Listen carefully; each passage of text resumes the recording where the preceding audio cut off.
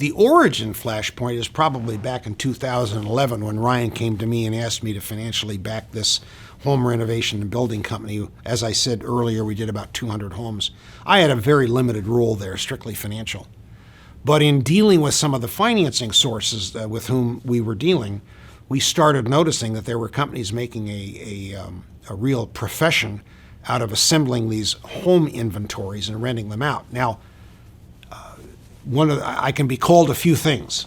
I can be called a finance guy, I can be called a tax guy, and of course, one of the things I can be called is a landlord. I've been collecting rent since I was in college, and so landlording has always had been a good instinct of mine, and so has affordability, and so it's quite inadvertent how this came around in early 2020, just as COVID was hitting.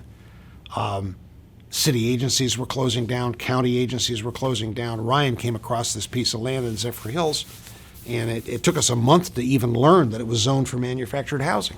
It was completely inadvertent.